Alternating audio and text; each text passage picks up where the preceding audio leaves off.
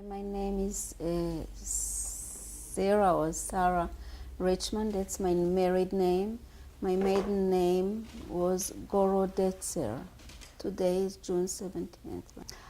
I was born in the Ukraine, in what was then Poland, Eastern Poland, before the Nazis invaded that part of Poland. I was born either in 1941 or 1942. The German army came into the area in June 1941. They gathered all the Jews who lived in villages and little towns in a regional ghetto, in a ghetto where eventually they were liquidated. My family came from a small village. I was born in a small village by the name of Zlazne, and my paternal and maternal grandparents were, along with aunts, uncles, cousins, were taken to the regional ghetto, the ghetto of Kostopol. And I found out later through my own reading that they were killed in a fall of 1942. It so happened that my mother was lucky enough to find a hiding place with a sister-in-law and myself, and she stayed in that hiding place till almost the end of the war, till 1944, when the Red Army, the Russian army, came to the area. But very unfortunate for her and for me, she was spotted trying to be a little bit to go out to the sun. That was already the beginning of spring, April, and she and her sister-in-law were spotted, and they were shot by Nazi collaborators. These were local Ukrainian nationalists. My mother gave me, when I was 6 or 9 months old, she gave me to a Christian family, to a Polish family, farmers who lived on the edge of the forest, and I stayed with them throughout the war. The Polish population of that area, since it wasn't originally Poland, but after the arrangements of following World War I, this area was given to Poland. The Polish government tried to settle Polish nationals in that area, and this is how many Poles ended up living in this area. As I said before, this was the Ukraine. The village where I was born consisted of several ethnic groups. The original Ukrainians, there were Poles, there were Germans, and Jews. There were 13 Jewish families in that village. Now, I was given to a family by the name of Pulit, Wojciech and Mariana Pulit. They had 2 daughters. The Nazis tried to eliminate all elements that would oppose them, and so along with nationalistic Ukrainians, they attacked Poles, and they burned villages and so forth. So I stayed with that family from being an infant till age 5. I later learned about what happened from my correspondence with the family, and the family had to flee the burning villages. For about a year and a half they were wandering, and then the Germans took them as forced laborer, first to Holland and then to Germany proper. We stayed in a place not far from Hamburg.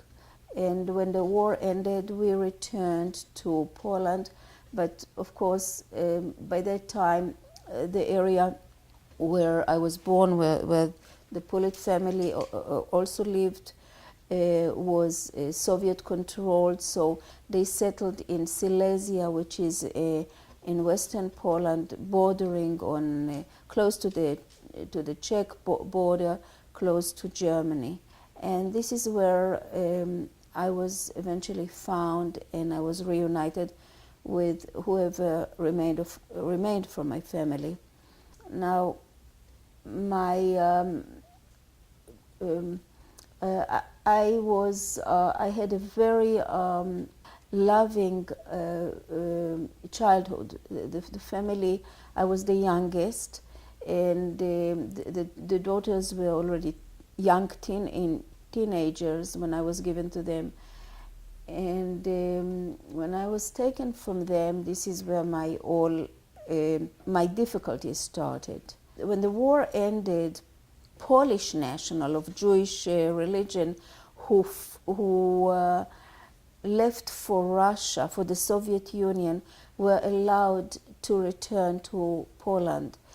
And when my mother's sister, one of her sisters who stayed alive, learned about what happened through a letter that my mother originally sent, and she received that letter when my mother was already killed, but she learned that my mother has given me to a Polish family, and she decided that she wants to go and try to find me, not really knowing if I'm alive or not, but she took a chance. And so this Aunt Leah, who just passed away 2 years ago in Jerusalem, in Israel, left the Soviet Union, traveled to Poland, tried to find me first through through government agencies, and she wasn't really able to find any clue where I might be.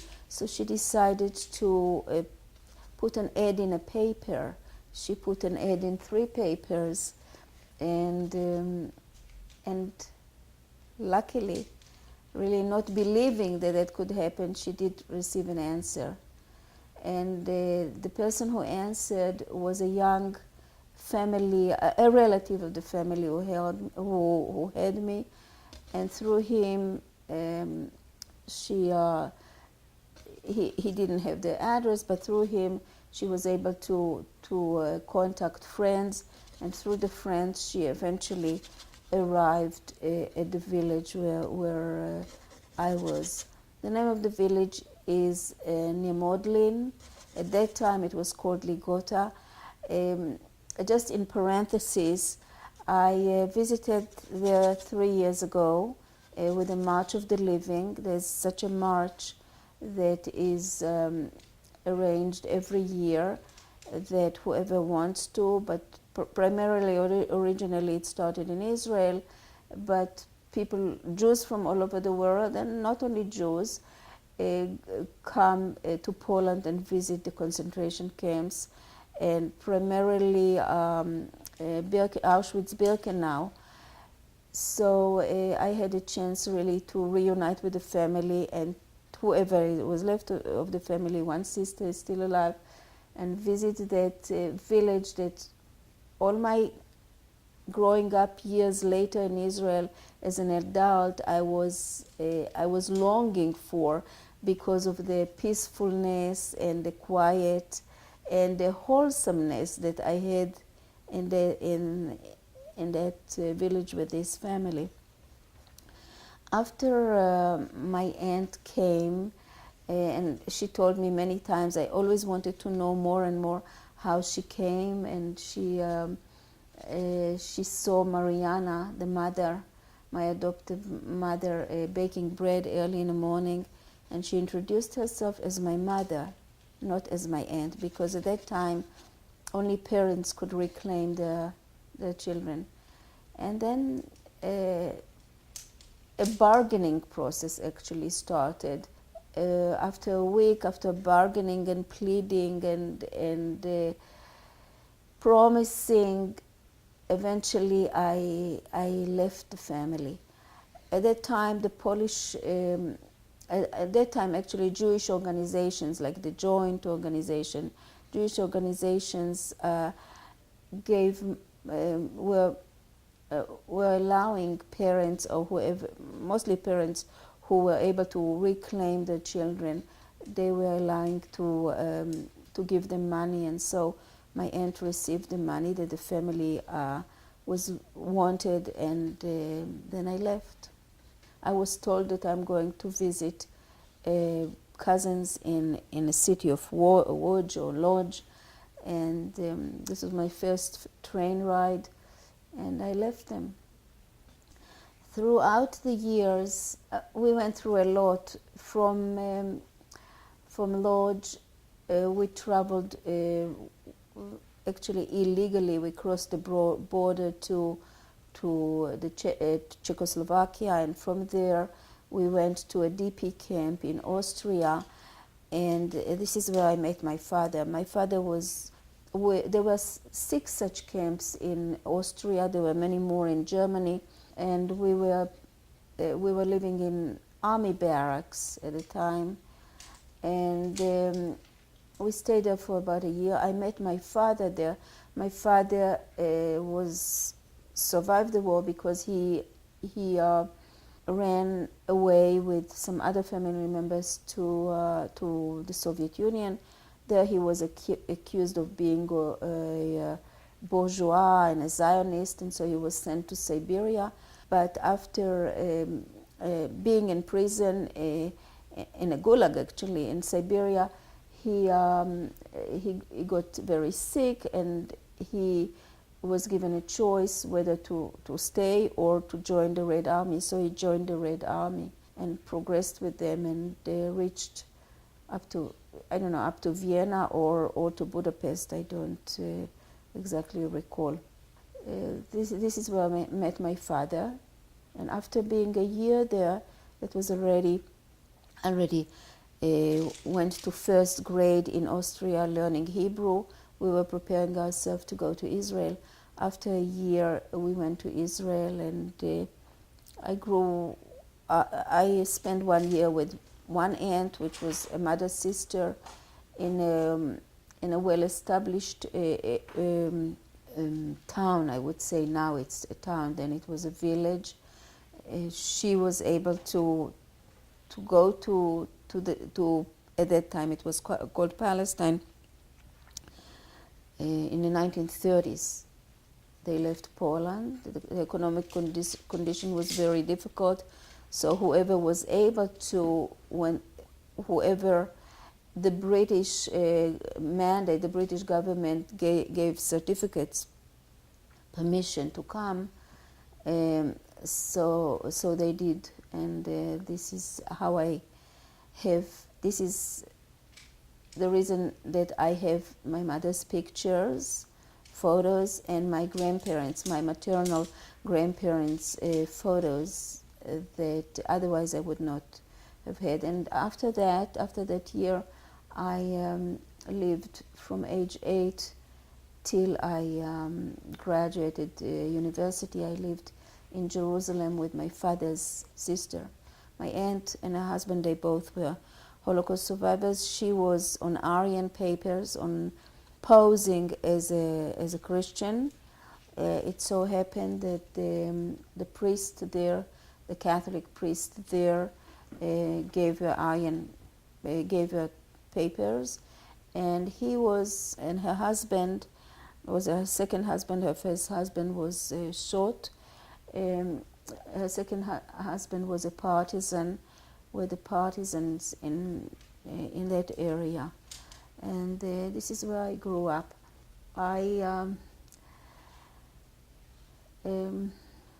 It's very difficult for me to talk about feelings because I don't want to get too emotional.